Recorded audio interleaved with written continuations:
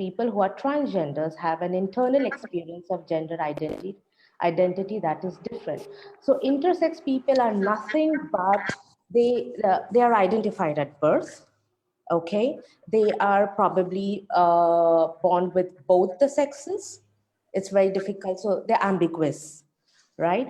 But transgender people, they are mostly, like I said, usually people who are born with a typical male and female anatomy, because it is they're easily identified as male or a female. But during the developing years or growing up years, during the adolescence age, they realize that they're born in the wrong body.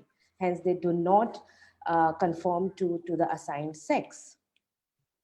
That's the basic understanding of a transgender and an intersex person. An intersex person can also be called a third gender, or in our Indian context, in an Indian term, it's called a hijra, but we avoid using that term.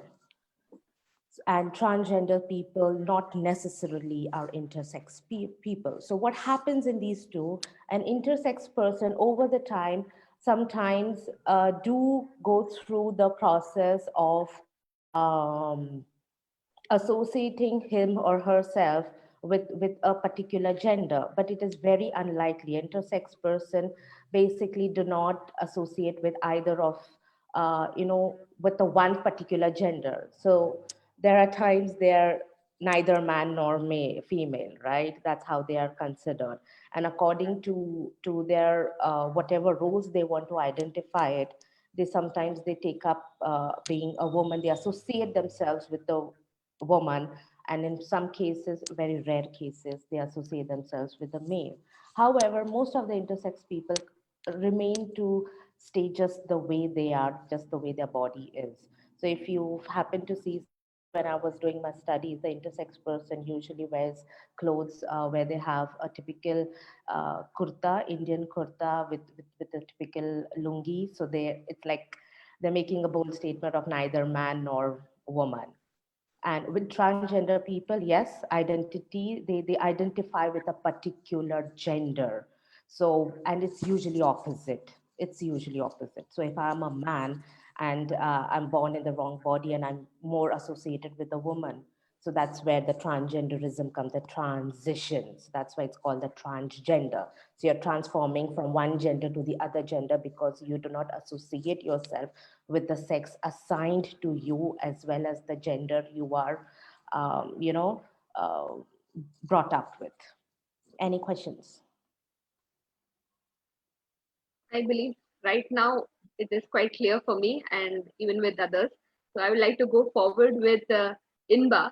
Uh, Inba, when did you identify yourself as a third gender? And when you did identify, how did people around you and the society react to you? Well, Falco, living as a trans person in this prominent world is not an easy task. Always we support and go by the majority. And I identify myself during my teenage time. Usually, the trans people, the transformation becomes during the teenage time of 13 to 19. Usually, the transformation becomes. Um, so I was identified myself when I was studying my ninth standard school. And the people around me, especially my in the school and college, they were not able to accept me because the discrimination, the crisis started during my childhood time. Because the lack of knowledge and understanding, they were not able to accept me one among them.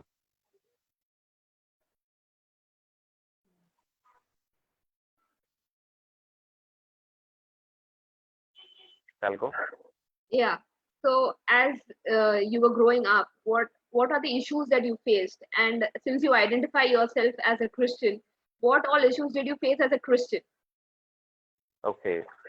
Um, just we have a desire in our childhood times that we should become a doctor, lawyer, or a professor, teacher, etc.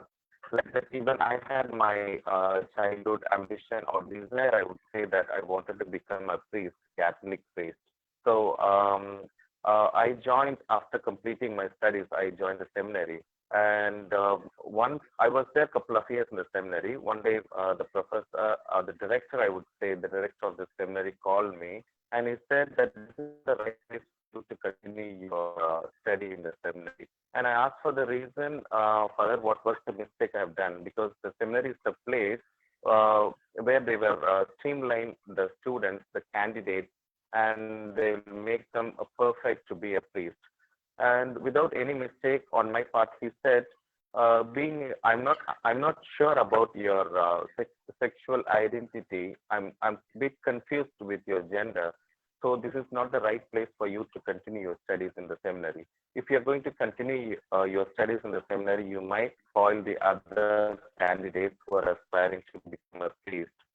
So that was a very bitter experience happened in my life. As a Christian, especially the leaders of the church, they are not able to accept the minorities. They are not able to understand what sort of a problem I'm going. So from that time, I left the seminary. I started living along with my community members. So what are the other usual problems that other people also face other than the Christian issues in the society? Okay. Fundamental rights like food, shelter, and clothing, it's a very common issue for all the middle class people, especially for the transgenders. Even we have a problem on our food and shelter. Think in that way, a trans child, when they are identified in the society and when they are criticized by the family and friends, and they happen to leave the family. So from that time, they are struggling for a shelter, they are struggling for the food, and they are struggling for the clothes. And you would see many of the trans people are school drops out and college discontinued, which means they are not able to continue their studies. And the second primary thing would be education is the major issue for all the trans people.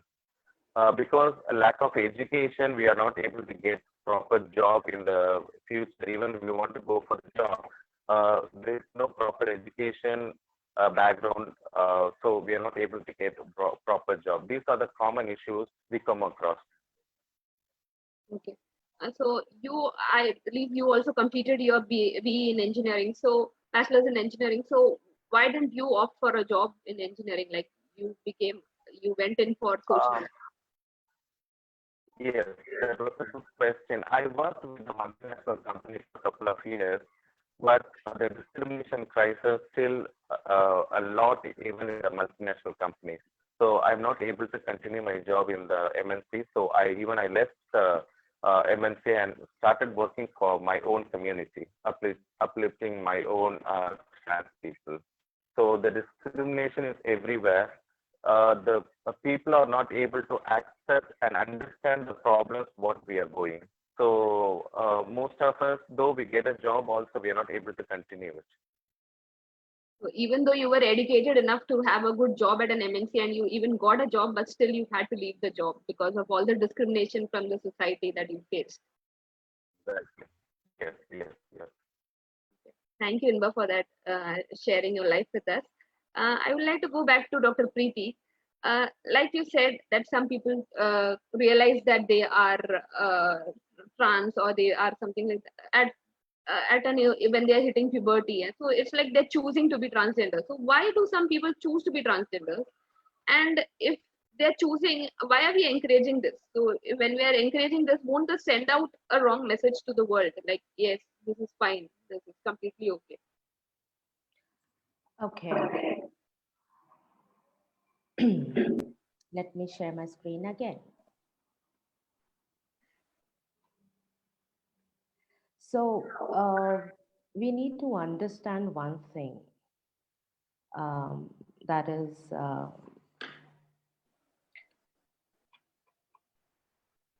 firstly, it is not a choice. It is not a choice. Okay, number one, they are not homosexuals. Number two. Number three, those are disorders. Why they are the way they are? Because there are disorders. We need to really understand this community, not in, yes, in a social spectrum as well, but mostly in the physiological and the medical perspective. Okay. Now, the reason why this happens with them, because there are a lot of disorders that is going on. There are chemical imbalances. There is something happening in their genetics, in their chromosomes and everything. Third gender community, a person, a transgender, third gender, they are affected with some disorders regarding their underdevelopment of reproductive organs. So when I talk about intersex people, I talked about the ambiguous genitals, right? So this is how this. I'll be sharing this with Salgo, and you can like forward it because it's too complex to understand. I purposely put this up. Okay, so these are the disorders that they go through. Okay, which we don't usually. I mean, unless we are not from the medical background, we wouldn't want to go into it. Okay, and these are the reasons why the way they are. Okay, it is not a choice. They don't, like for example, a person like me don't want to wake up out of nowhere and say, okay, fine, I want to become a man. No, unless there is something happening in my body, in my anatomy, I will not be thinking like that. And this is totally natural. These disorders happen. We have mental health issues, right? We have Down syndrome issues. We have children with a lot of disabilities that form. These are seen disabilities. These we study about them, we build awareness about them, but it's very rare that something like this has come out in terms of this community. It is a total genetic causes. There is, yes, there's a lot of limitations, not much journals, not much awareness about these things, but this is what they happen, and this is how they are, and this is how it happens. I mean, you cannot deny that fact, right? Yeah, is it a natural phenomenon? No, it is totally a biological disorder. It is an anomaly. It's not an abnormality. It's a disorder. You need to understand that. Are they homosexual people? No. Is it a psychological issue? No. Is it a mental disorder? Not at all. It is totally biological anomalies, disorders, sexual development disorders that they go through. It is not a choice. Yes, Salvo. I think. So, Yeah. like you said, it's not an abnormality, but then it's a disorder. So, if it is a disorder, can't this be treated? And what can we do to treat this? So what happens is during in an intersex child, for example, I mentioned earlier, uh, it's born with either both genitals. Usually, because it is ambiguous. You cannot identify it, a specific male and a specific female, right? What happens is during that time, if we happen to do a correction surgery, right? But the fact that when the child is growing up, you don't know how the child is growing up, what dominant hormones do that child possess, right? You would only come to know at an adolescent age, right? After the age of 10, 11, 12 max, right? And at that time, if you've corrected the child to be a male, for example, and by the time he or the child reaches the adolescence age and he says, no, I'm a woman, right? So you need to understand the genetics behind this, the hormones, the dominance and the recessive hormones. If you're new, I mean, if you studied in 10th grade, ninth and 10th grade, the dominant and the recessive chromosomes XY, right? So the disability, the severeness of the disorder in your body can only be seen during the growing up age.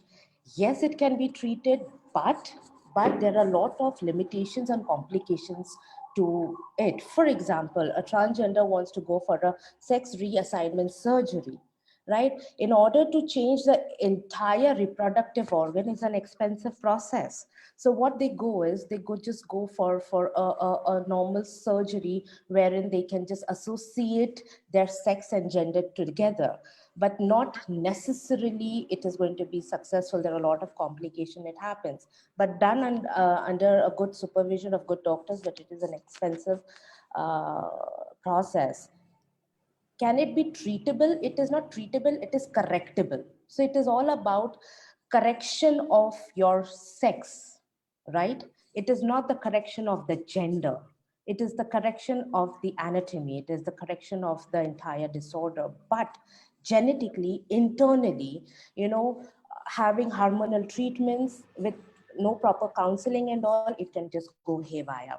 That's why if you see, there are a lot of depression, anxiety, frustration in this communities, because they're taking most of the respondents which I worked with my people, they've been just randomly taking hormones, and they have this mood fluctuation. They go into suicidal tendencies, frustration, drinking habits, alcoholism, some kind of substance abuse.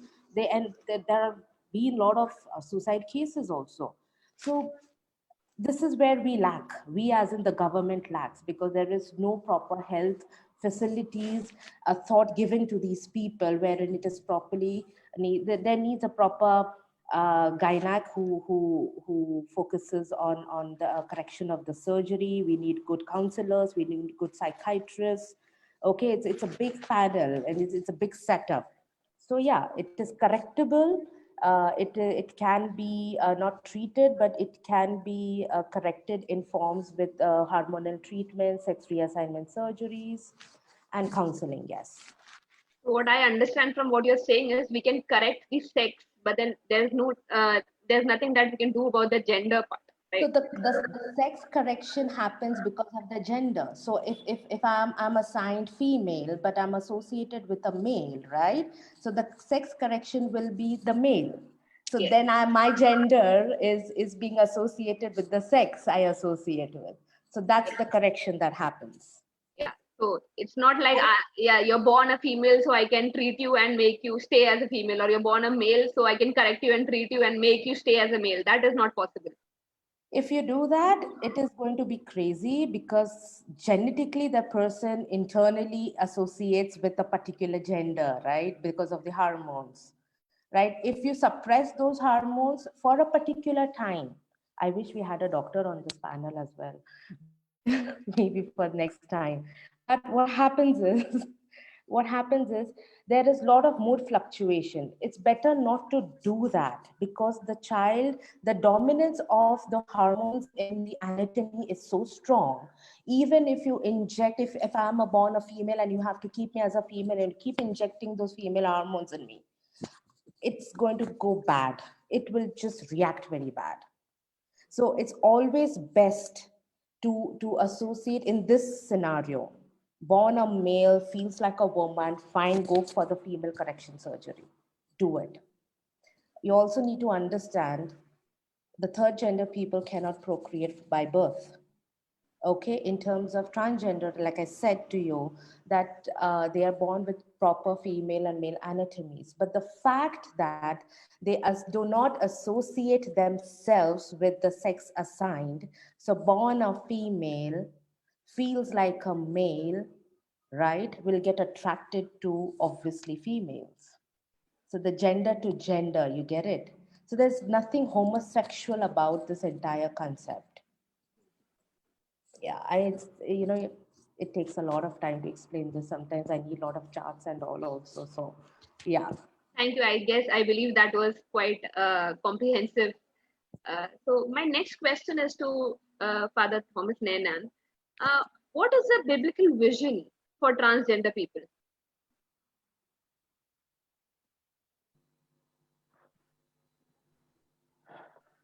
There is no separate biblical vision for you know someone with a transgender identity. But what I would like to help all of us to think through at this point is, you see, the biblical vision for humanity is the message of love. Uh, for God so loved the world that he gave his only begotten Son. Love your neighbor as yourself. Um, so that's deep. And you see, it applies to every human being on this earth, whatever their identity is, gender or sexuality. So it's for us to be able to understand the depth of that vision. You see, it's for us to be able to imbibe and apply it on our context. I don't think it's and the fact that for generations people with diverse identities have been marginalized. Uh, that is perhaps where we need to be able to see how can we be the salt of the earth, to be able to reach out to those who are marginalized. Uh, how can church play a role? How can we as Christians play a role to be able to reach out to those who are marginalized? I mean, that's where Jesus' parable about the feast, where the master invites, sends his servants to invite his friends first, but all his friends were busy.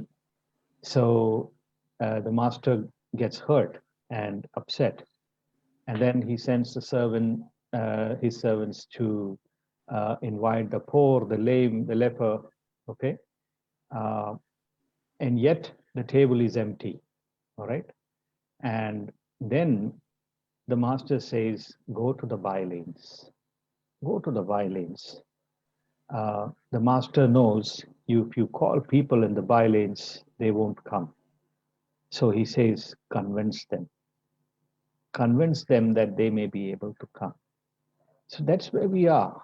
You see, while we understand God's purpose for humanity is that of love, how can we reach out to the marginalized by, reviving that love, that bond of love to those who are marginalized? So that's what it is, for me. Thank you, Acha.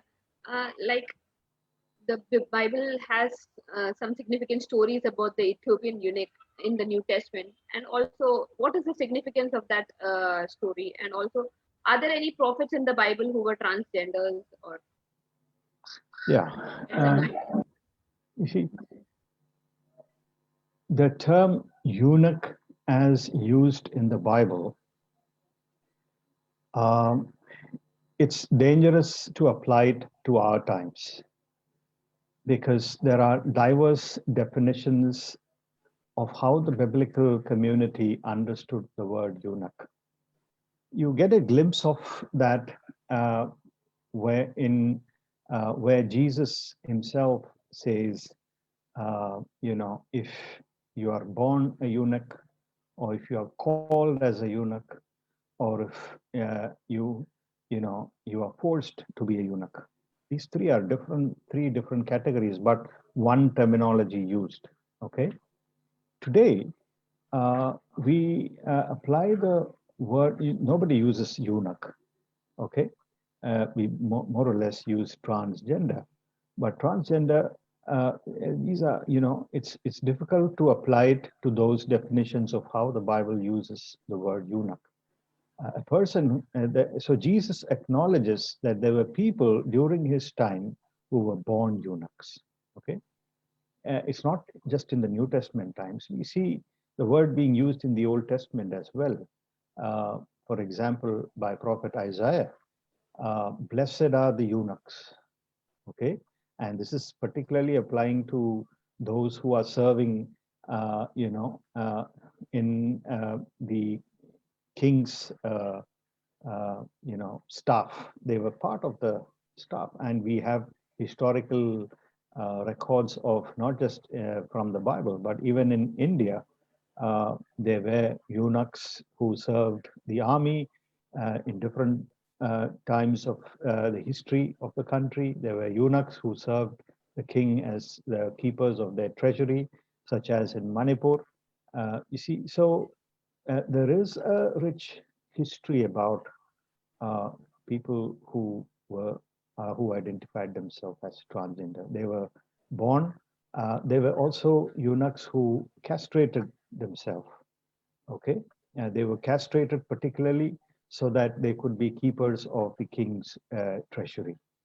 And you see, because biblical times the kings had multiple relationships. They had more than one wife. The treasury of the king, you see, was something very key, and there were always tips and fights around who's going to take the king's treasury. So these were people specifically meant to keep the treasury of the king safe. Ethiopian eunuch was a castrated person. And you see, it's to that castrated person that Philip is sent. So the fact that Philip is sent to, by the Spirit to someone who identified as a eunuch is crucial for us to apply to our times as well. That you see, we can't close our eyes to the presence of people who are of diverse identities. Yeah. Thank you, Acha. Since you are working amongst the LGBTQI community through the Isha project, what part of your faith helped you understand gender? And how has your spirituality played a role in understanding gender? You see, my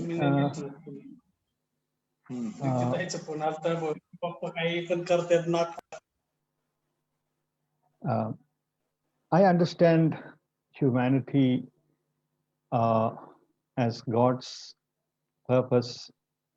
You see, while we say God created human beings, God created diversities as well, whether it be in terms of language, whether it be in terms of countries, you see, culture, and even in terms of, our gender and sexualities as well. So these diversities were a part of God's plan. And it's important that we try and understand the right way of understanding what has been God's purpose, rather than applying our own, definitions and minds to this. We need the guidance of the Holy Spirit. So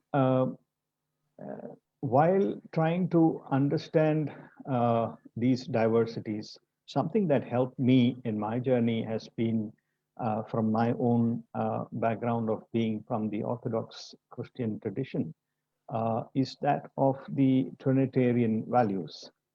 God has revealed in the scriptures as God the Father, God the Son, and God the Holy Spirit. The Trinitarian relationship, you see, when we see God in Trinity, when God created human beings in His own image, which means that Trinitarian relationship between God the Father, the Son, and the Holy Spirit is blessed within human beings as well. And it is that intimate relationship that we see in the triune God that we need to reflect in our own human lives as well, in the way we relate with each other. So that becomes the God experience. You see, that becomes our God experience, that as we try and live out this Trinitarian life, we learn to accept and love people who are created in His image in diversities. So you see this diversity in the triune God as well. God the Father is not God the Son. God the Son is not God the Holy Spirit. They are unique and diverse. Yet they are so intimate and one. So that's the love, Trinitarian love, that we need. That has helped my own journey to be able to love those who are different from me as human beings. Yeah. That was a wonderful perspective, Acha. Thank you. I would like to go forward and ask Inba, what are the issues that like you said, you faced so many issues throughout. So how did this affect your relationship with God, and what kind of impact did it have on your faith journey?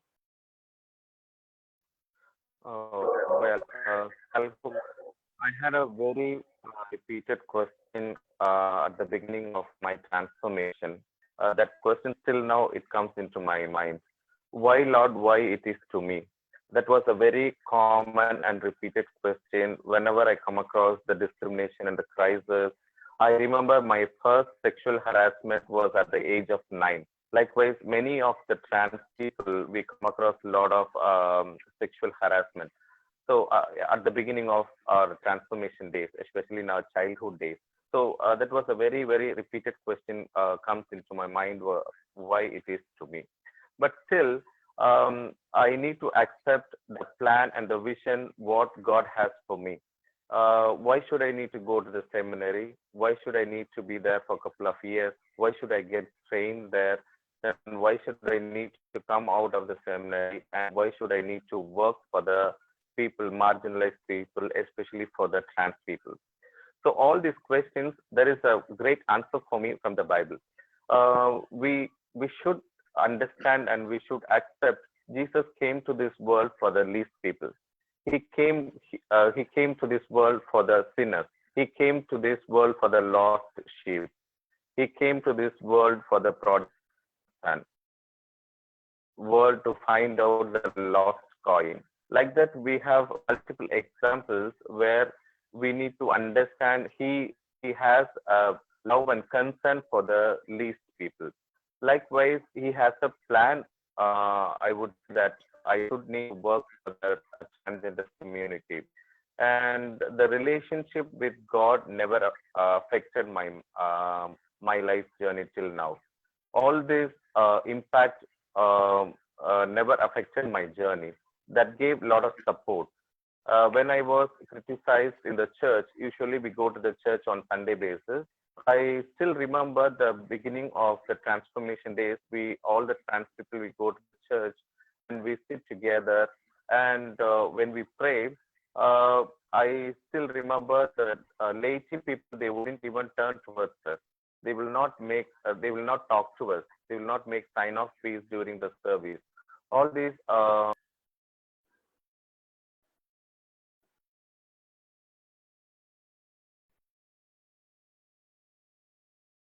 Did we lose Inba?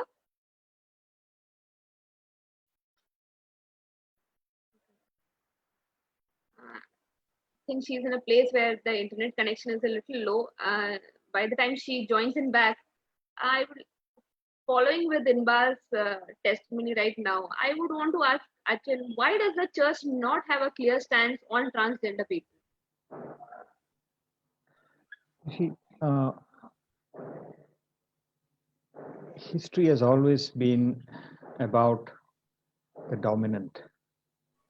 The dominant people who have, played their role about being heard. Okay, even as we read the Bible, it is about the dominant voices that we usually hear and read the Bible about. What happens to those whose voices are never heard from the Bible? Just because they are least mentioned, or just because they are silent, doesn't mean that God is not or did not work through them in their times. Okay, that is crucial to understand that.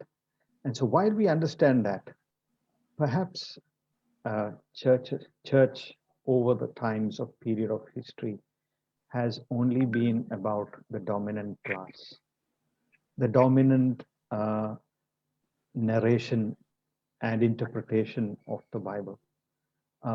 And so traditionally, you will never find stories of why transgender, even women.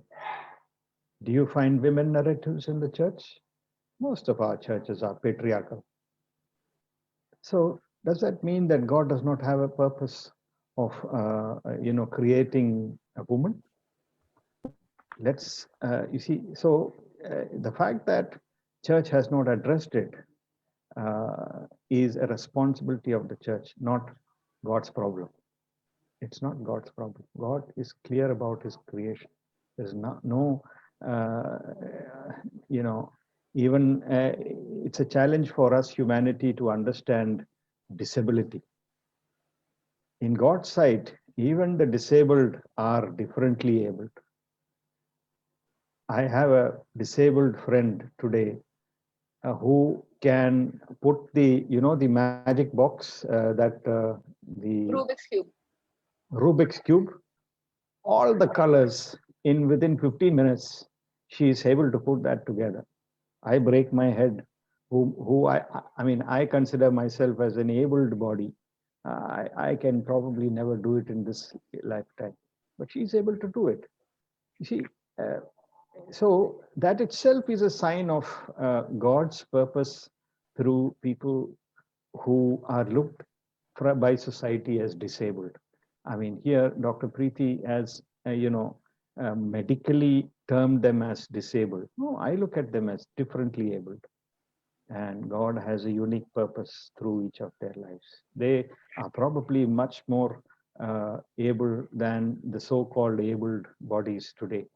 You see, and it's unfortunate that they are not able to play the God-given role that they can. I mean, our world is yet to discover that and celebrate that beauty. Thank you, Acha. I believe Inba is back. Inba, you were saying something and we lost your connection. If you could continue. Yes, I'm have very bad connection network issue. No problem. So I took all those bitter experiences to make a better one. So later we thought we can have a sensitizing program for the community or the laity people or the church where we are going. So we started making sensitizing program every now and then, making them to understand who we are and what sort of problem we are going. So everything took place, and now we have a smooth and smooth relationship with everyone. They are able to accept we one among them. I'll go. Okay. That is wonderful, Inba. Thank you. Uh, my next question is to all three of our panelists, since all of you are working with the LGBTQI community and especially amongst the transgender people. Uh, how does this change or evolve your understanding of God? So I'll start with Dr. Preeti.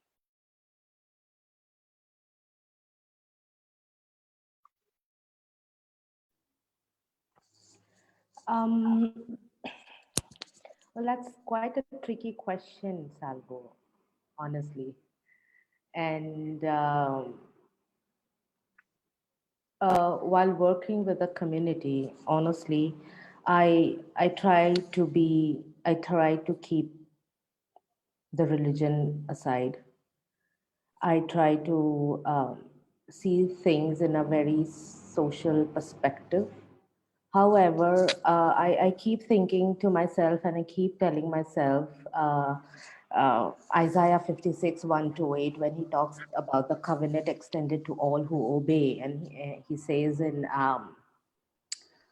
uh, he talks about the eunuchs there. Do not let the foreigners join to the Lord say, the Lord will surely separate me from his people. And do not let the eunuchs say, I am just a dry tree. For thus says the Lord to the eunuchs who keep my Sabbaths, who chose the things that please me and hold fast my covenant. So if you just reflect on that a lot, I try to see them as human beings. That's what I keep telling people whenever I talk to them, especially in the Christian community. I keep telling them that they're just like us. I mean, see the transgender community as humans. It is not their fault or choice. I mean, if anybody needs to be educated, it is the society, not them, about themselves for that matter. And I have tried not to think otherwise about the community. And honestly speaking, I keep the religion extremely aside when I'm dealing or when I'm working with this community. However, I do believe, like how Achana said, we've all called by him in whatever capacity, in however capacity, and that's how it needs to be seen. And they're uh, either they are specially abled people or anybody. They're humans after all. They're just they have a different aura altogether.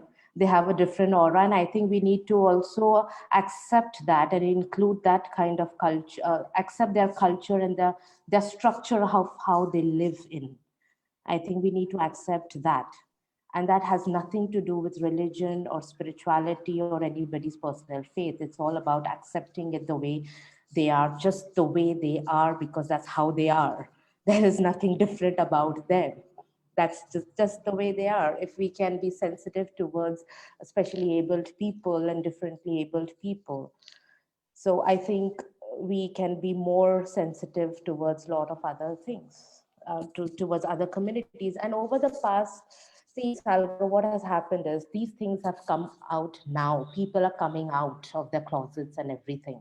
Initially, it was a taboo to talk about transgender people, homosexualities, and the myths and things that were associated with them. But over the years, due to education, awareness, the Western influence, because they started the movements and everything, now that it has come in front line, I think in school we were taught about male, female, and neutral, right? I see it that way. I try to understand it in that way. So what is the third sex? I mean, I'm sure we are living with it. They are around us. They are now in front line with us, working with us, coexisting with us. I think that's enough to accept it. That has honestly cannot change your faith, your way of seeing God, or God's way of seeing us or them.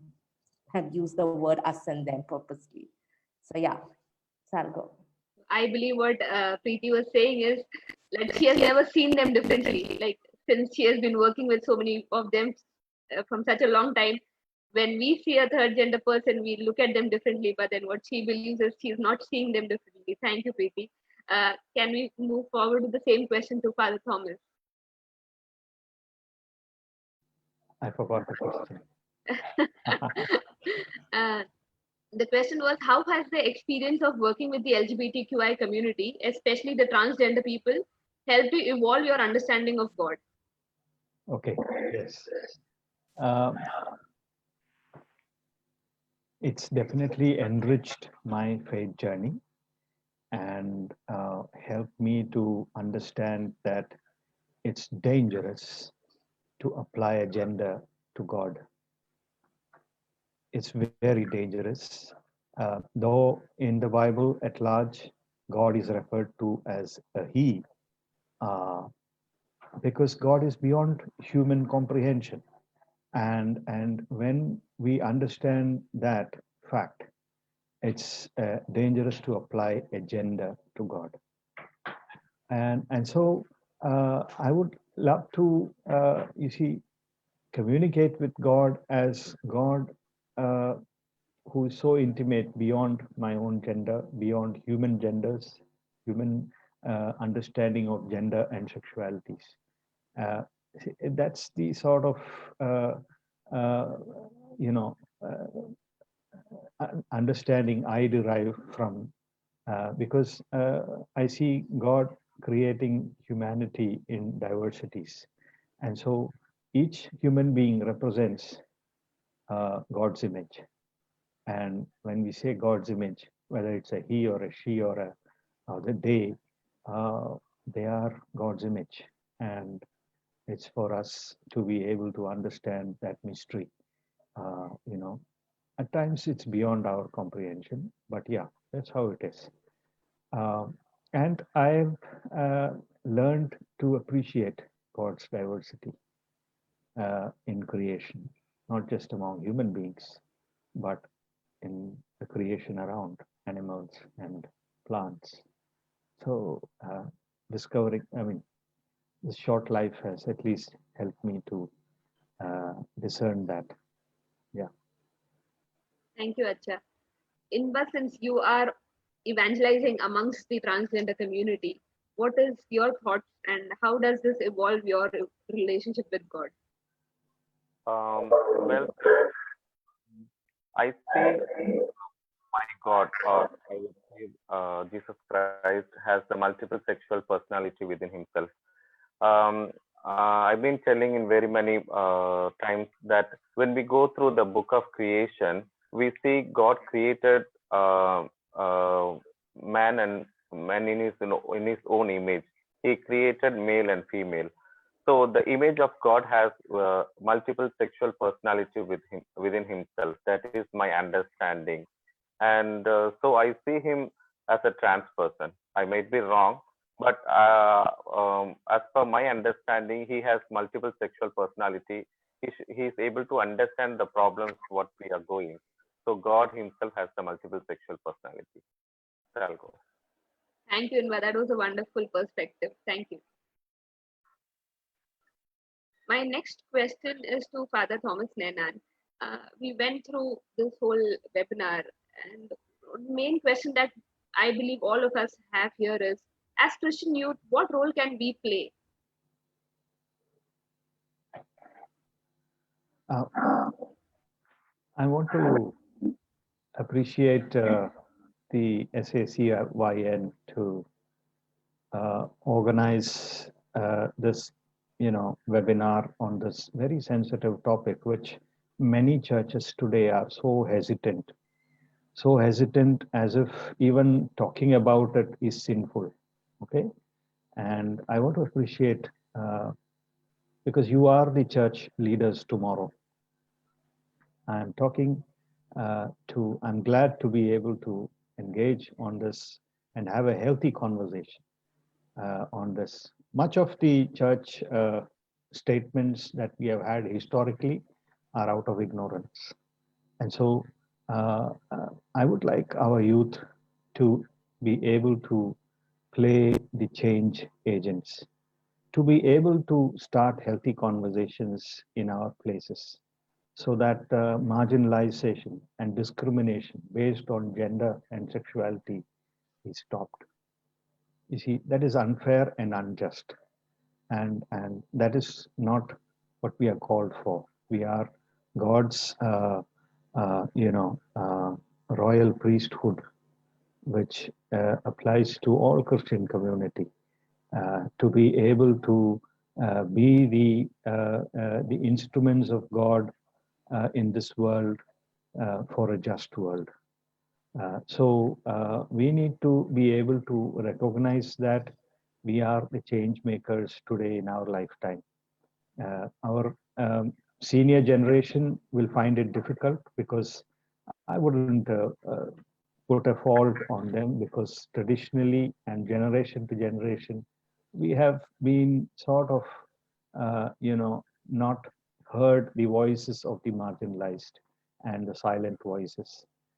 So I wouldn't put a blame on them, but it's for us because tomorrow's church is you, each of you. So it's for us to be able to be sensitive to that fact, and we may not be able to transform the world overnight, but to be able to be sensitive to those who are suffering because of being discriminated due to their gender and sexuality. How can we be that sensitive? How can we play that sensitive role and try and be change makers in the places we are? Uh, I would like to encourage our youth to be able to do that. Yeah, for a better world. Thank you, Acha. Uh, I would like to pose the same question to Inba too. What do you think our Christian youth can do for your community? Yes, I'll go. I'm the representative of my trans community. I need to say something. When we look at the history, we could see in many places the church had changed the kingdom, and the church had changed a lot of activities in the political life. So we have a powerful weapon in our hand. The youth, they are the supporting, and they are the future pillars of the country and pillars of the Christian churches. So whenever you see a trans person in the road, try to accept one among you, and try to understand the problems what we are going. Try to stretch out your loving hand towards them. So I'm sure that we can make a better world in the following days, and an inclusive church invariably all the sexuality and gender minorities in the following days. Salko. Thank you, Inba. Thanks a lot. With this, I believe all my questions have come to an end and I have a fair understanding. Thank you, Achin, Preeti, and Inba for all your answers. We'll go forward to a Q&A from our participants. So, if participants, if you have any questions, please drop them in our chat box. I believe Wanda will be helping me and to collate these questions. Uh, the first question that I want to share is with Preeti. It's a very big question, so I will just make a gist out of it.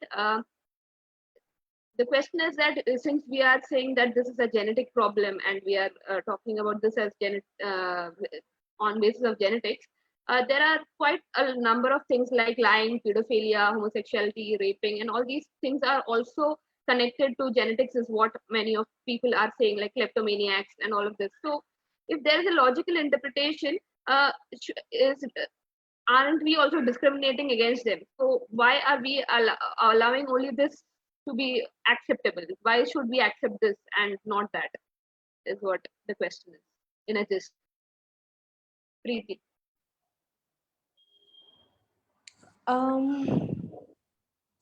See, we are talking about a community here. Um, Pedophilia is not a community. Rape is a totally social issue, definitely. Um, Third gender is a transgender community. A third gender community is a community which is affected by medical issues, which is harmless. They are not like initially they were the criminalized. They were known as the criminalized community. And if you see how the acts have changed and they've been decriminalized, so they were seen as a threat community. And over the years, due to a lot of activism and all, of course, we tried to come to a good level. Um, Genetics is not an excuse, but it is a reason why they are the way they are. So it is a genetic reason for what, how, and why they are. Okay. Uh, Lying, pedophile, homosexuality. I don't want to get into homosexuality right now. I don't understand why I need to address pedophilia and rape, because these are there is a lot of difference between them and the community that we are talking about, really. So yeah, I mean, I don't know if I've done justice to that question, because I'm a little confused with after reading it as well. Thank you, Preeti. Achin, would you like to add something to this?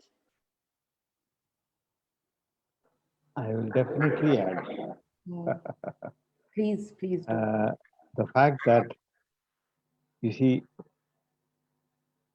uh, the, I mean, it's for us to understand and make a distinction between uh, what is criminal uh, and criminal behavior, and how you associate criminal behavior, or how you apply that word to someone's identity. Okay, uh, whether it's gender or sexuality. I mean, once you get that right, I'm sure you'll be able to make this distinction.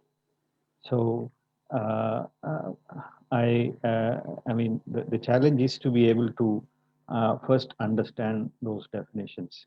Here, we are not trying to, you see, convince everybody about somebody's identity with which they are born. I don't think there is a need to for any argument around that. Hmm?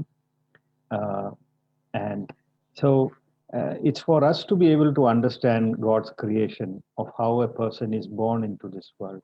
Just imagine if you yourself are put in the place of that person who is born as a trans person or an intersex, and you have been marginalized because of it, how will you feel? Will you put yourself, uh, you know, along with a pedophile or a liar? Okay, just think about it. So that is what I would. You see, homosexuality and homosexual is also a definition we need to get right, especially our Christian communities. You see, to say that homosexuality is a crime is to also say that heterosexuality is also a criminal activity. Once you get that right, okay, that is somebody's, you see, ability to feel attracted to a particular gender or a particular, you see, that's also some, I mean, it's also the way in which you understand sex uh, as something divine. Okay, uh, we usually have a very either a romantic, we have romanticized sex to such levels that we don't look at the divine purpose of God in this whole act of sex. Hmm? And so and to understand that divine purpose, you need to also understand the purpose of love. Sex comes in a loving relationship. You apply that without love, then it becomes sin. That applies to a homosexual, that applies to a heterosexual. You apply, so in a loving relationship, you see, of attraction, uh, and in that relationship of love, if you are able to understand sex, you will be able to understand the difference between homosexuality and pedophilia. There is no love in pedophilia. There is no love in rape. There is no love in violence. Yeah. Thank you, Acha. That was a very nice answer. The next question is, as we speak about sex and gender, how is it distinct from identity, and how does someone choose to identify themselves, including the use of pronouns? This question of identity separation from sex and gender is what society seems to struggle with. I believe Achin will be able to answer this best because it's a question about pronouns and only he has his pronouns out here. Yeah. I think even the use of pronouns, we in the Indian scenario or even the Asian scenario, we probably are new to, you see, being very serious about what is the pronoun we should use for ourselves and for, you see, the people around us. It matters a lot. And I think we are getting into that sort of an age where people are serious about how they identify themselves, how they would like to be identified and accepted by people around. And it's a challenge for people who have not come out.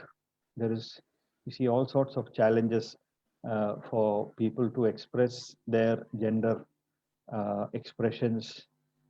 You know, I mean, in particular Indian context or Asian context, ethnicity is something that matters a lot, and it doesn't. It's not necessarily, you know, in the present context, not necessarily helpful for people to even express, not leave alone gender, but in a certain, you know, dress that they wear. So it's a challenge.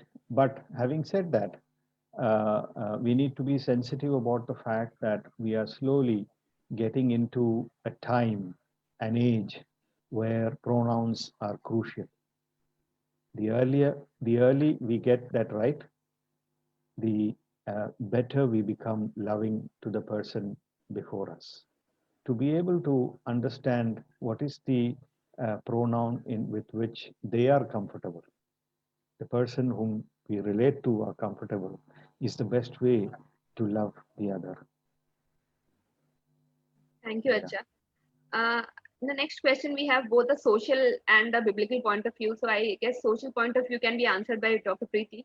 So how do we start this healthy conversation with our parents or elderly individuals to explain them about this LGBTQI community in general on a social point of view? What is your point of view about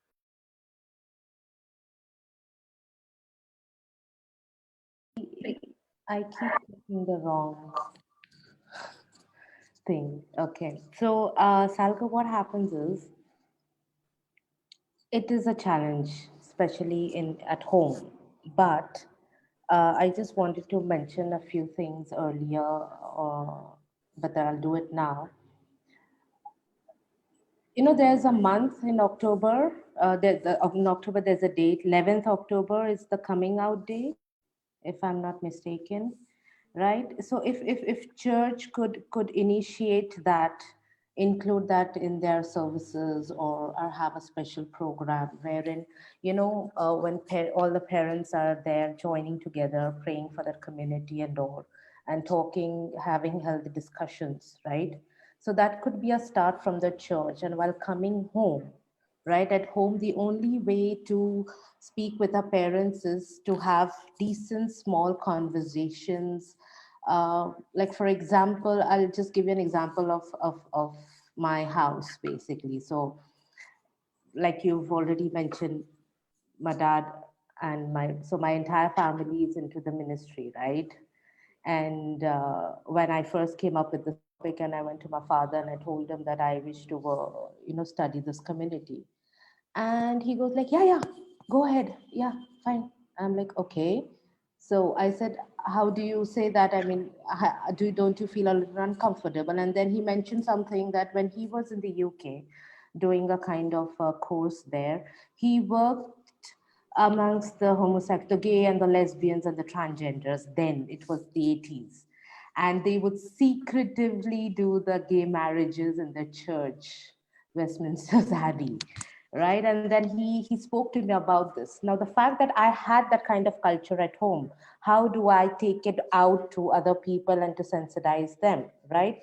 It usually, church becomes a very integral part of our lives and for our congregations. So when the church leader, our priest, archons, bishops, and all, when they talk about it, people listen. They listen attentively.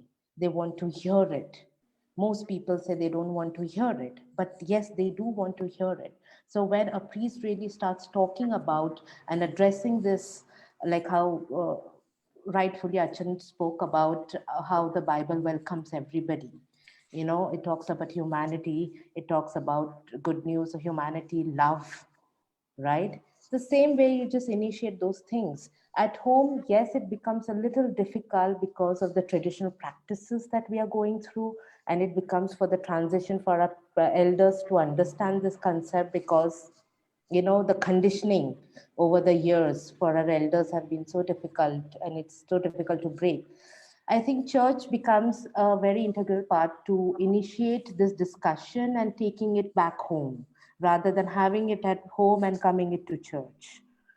So yeah, that's how we could do it. Also, the fact that we could make our congregation more trans friendly. Uh, Instead of asking them their gender, I mean, you need to ask the question that, do I really need to know that the person's gender? Okay, because a church is a welcoming church, a church is a inclusive church, a church is a loving and a protective church. So do I really need to know the gender of the person who's sitting right beside me, for that matter? Definitely the education is needed.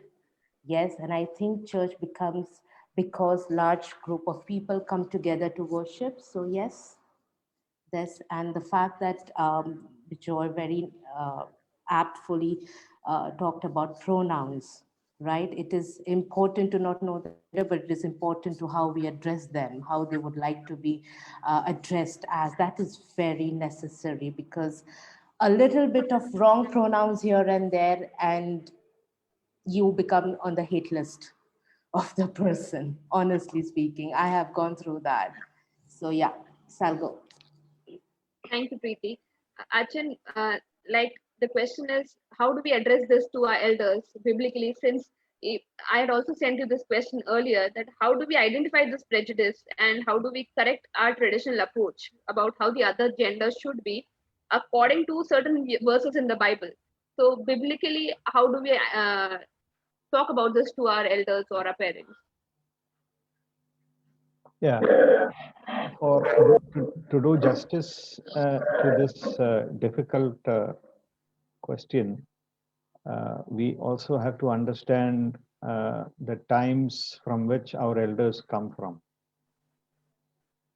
Okay, and it's important once we get that, we understand the sensitivities around it. We journey with them. Will they change? It's up to them, not up to you. Okay. So, and that's the best way to put it. It's not something that should become a fight in a family or a question of debate in a church. I see many churches, having debate competitions around, homosexuality or gender identities. No, that's not the right way to do it. Sorry, I mean that's how sensitive it is, and it's not something that you can solve mathematically.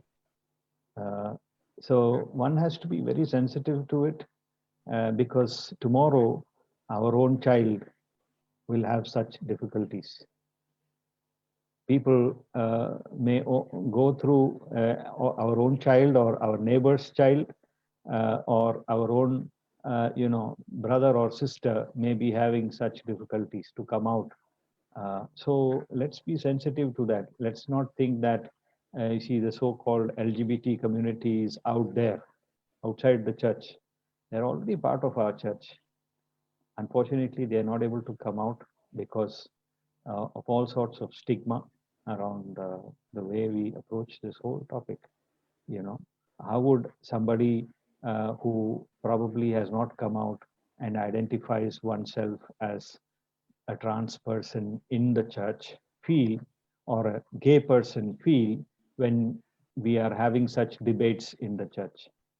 And the person will look around and feel, oh gosh, is this what the attitude of the dominant church is? A person will never come out. So the early we are sensitive to this fact, and stop judging people based on their gender and sexuality, the better it is. Create a healthy atmosphere and a safe space for us to have a healthy conversation. I mean, we are from diverse cultures in India, in Asia, and we need to be sensitive about our own cultures, our own. I mean, how people are hesitant to talk about one's own body. Okay, leave alone LGBT.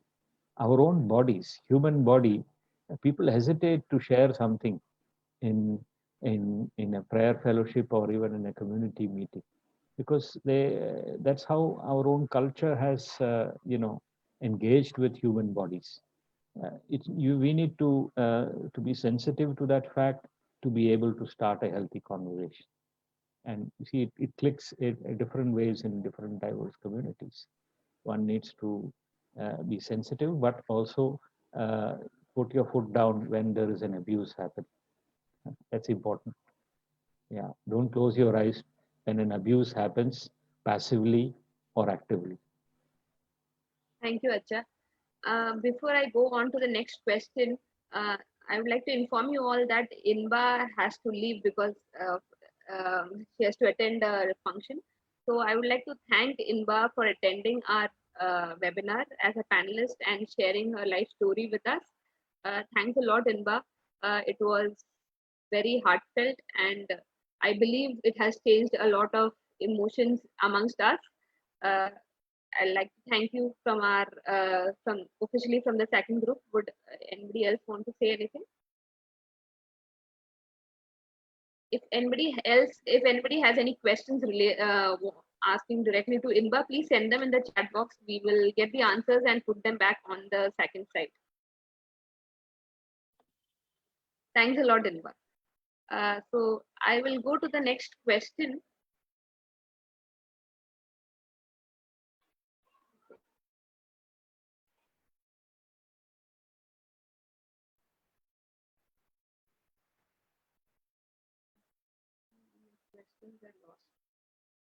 Okay.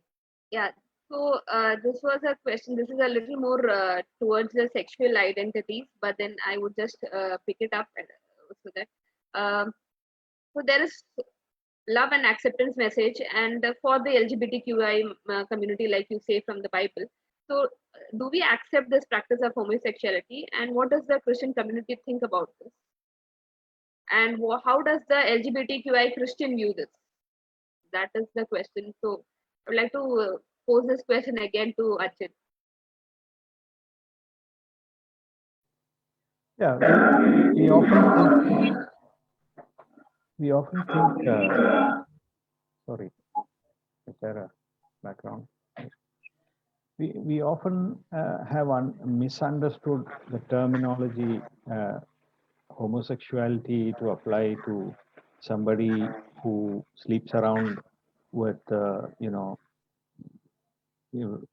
go addicted as a sex addict, as somebody who is sleeps around with the same sex, multiple partners and all that. Unfortunately, that's what is the perception, and it has come through. And when we read the Bible through that lens, definitely we won't do justice to the biblical passages that we try to understand. Uh, uh, so homosexual, I mean, if we get the definition about homosexual right, who is a gay or a homosexual person is somebody who is romantically attracted. Not all people who have sex with the same sex are homosexual. Okay, not all. If you go into the HIV field, you will get to know that people who have sex with the same sex are called MSMs. Okay, men having sex with men. Not all of them are gay. Okay, gay need not even have sex. Okay, they are so intimately attracted to the same. It's. I mean, if I try to read the Bible in to be able to understand who are the gay people in the Bible, I would look at the relationship between David and Jonathan. Does the Bible reveal about what they did, in their beds? No. But that is exactly what gay relationship is all about. That's how intimately connected it is. So let's get our definitions right first, before trying to understand and interpret Bible, especially the judgmental passages. So then we will get everything right. What is criminal? What is not acceptable? Yeah. Thank you, Acha. That was a wonderful answer. I believe we are going out of time, so we'll take the other questions and we will answer these questions later on the site. Right now, we'll go forward with a small Bible study with Father Thomas. So, if you could take, I will hand it over to you, Acha. How much time do I have? 10 to 15 minutes. All right. Thank you again for giving me this time, and thank you for joining me in this Bible study. I'd like to refer our reflection on Genesis 19. The first biblical passage that comes to our mind when we talk about homosexuality is Genesis 19, that about Sodom and Gomorrah. So when we read this passage, Genesis chapter 19, verses 1 onwards, the specific places where we think the people of Sodom and Gomorrah were homosexual and were related to committing a crime are in verses, you see, if you go to verse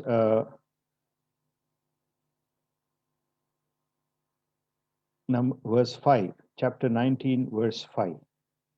And they called to Lot, "Where are the men who came to you tonight? Bring them out to us so that we may know them." The few questions that we need to ask here is, what were the people trying to do to these strangers who visited Lot's home? Uh, were they trying to have a romantic relationship with the aliens, or they call them the people who visited Lot as aliens? Okay, and they were specifically looking out for these strangers. What kind of relationship were they wanting to have? Is it a romantic relationship? I don't think so. They were specifically wanting to kill them. So when this Bible verse says, "so that we may know them," it's specifically, it's not, sexual activity, but uh, they all wanted to kill them by raping them or whatever. Does that make the people of Sodom and Gomorrah gay or homosexuals? Well, how do we say there's nothing in the Bible that gives indication to their sexual orientation? But if we need to understand chapter 19, we need to actually read chapter 18. Chapter 18, where you see the journey of the strangers who visited Lot's place starts through their visit with Abraham first. And that is exactly where there is a conversation happening between Abraham and the three strangers. And that is exactly where we see what exactly do these strangers perceive about the people of Sodom and Gomorrah. Chapter 18, verse 16.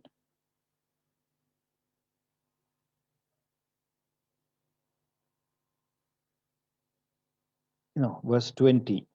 Okay.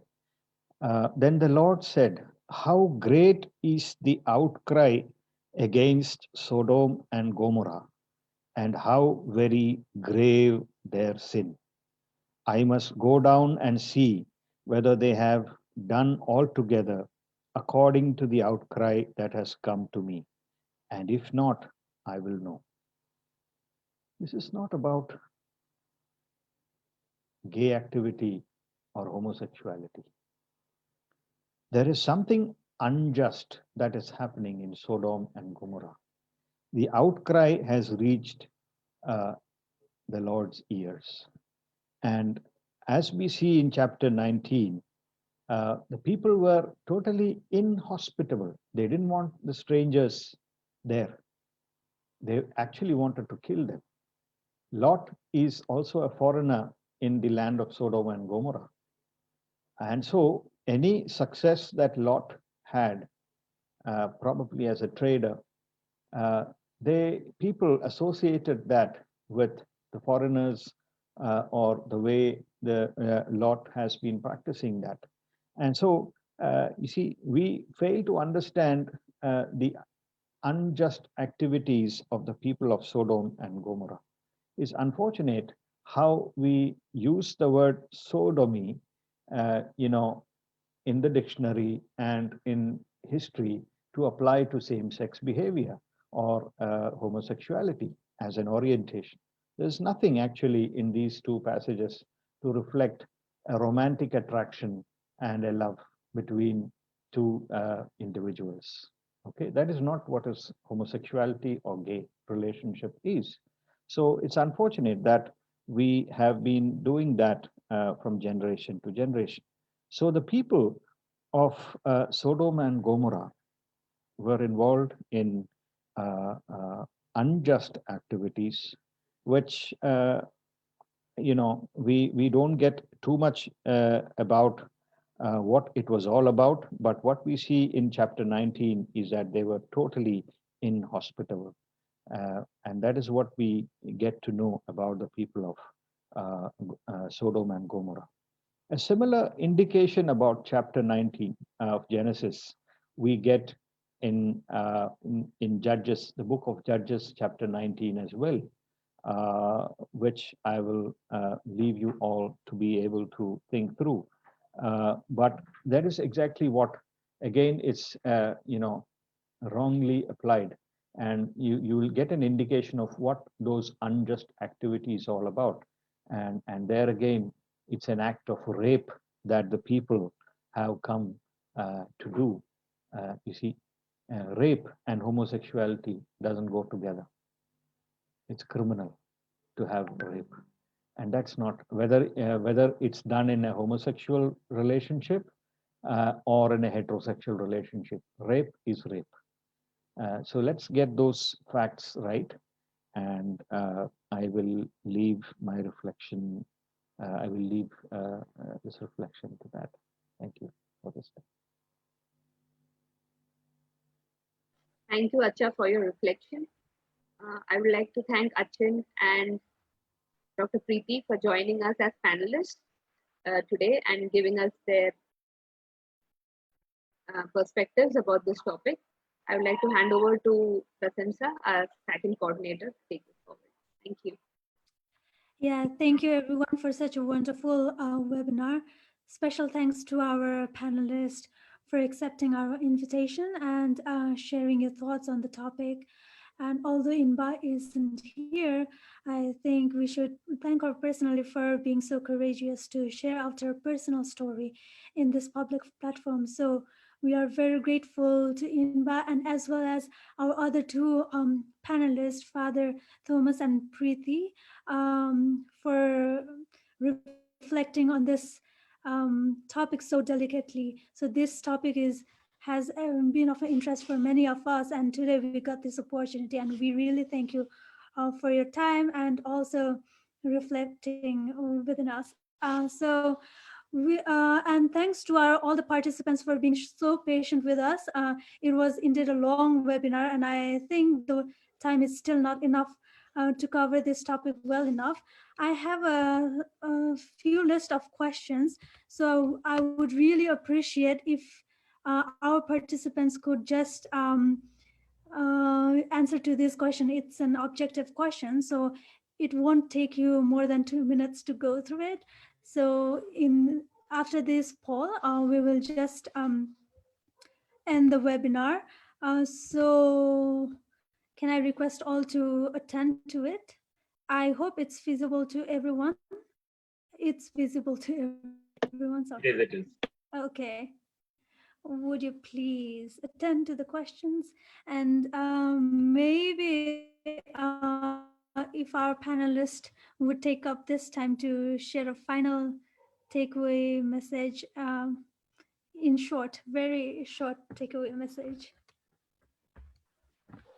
Acha, please do the honors. Okay, I was waiting for Preeti. Okay.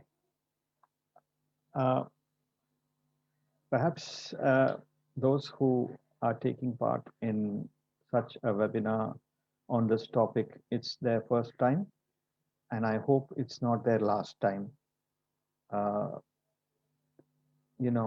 Do justice to what you heard, and it's only by asking questions that we learn. So don't close eyes to injustice and discrimination that continues to happen around us. Let's explore. Our age, we may not have all the perfect answers. Either it's, to claim that we have all the medical knowledge about human physiology. No, we're still discovering. Do we have all the knowledge of the Bible? No, we're still understanding, and you see. So let's prayerfully engage and be sensitive to you see the diversities around us, and yeah, let's ask the right sort of questions and have a healthy conversation, especially on this topic of gender and sexuality. Let's not take this lightly, because you see, yeah, because of the way our community has understood, or the way we see a certain sect of people involving in criminal behavior. No, there is much more to this whole topic of gender and sexuality than what you see around. So I will encourage you. I hope this webinar has helped you to be able to scratch the surface further. So that's where I will, that's my, so yeah, we become loving. So I will encourage everybody to become loving one day at a time. Thank you, Acha. I believe Preeti has some network issues. She just messaged me. So I don't see her here. Can anybody see her? I don't see her. So you can go forward, Prasansa. So I think this brings end to our webinar. Thank you again, everyone, for participating. We have another webinar coming up on January 9th. So we will be sharing details about the coming webinar in our websites, on our Facebook soon. Thank you, everyone. Good night. Thank you. Thank you for this opportunity. Thank you, everybody, for listening. Go Facebook, Prasansa. Thank you, Acha.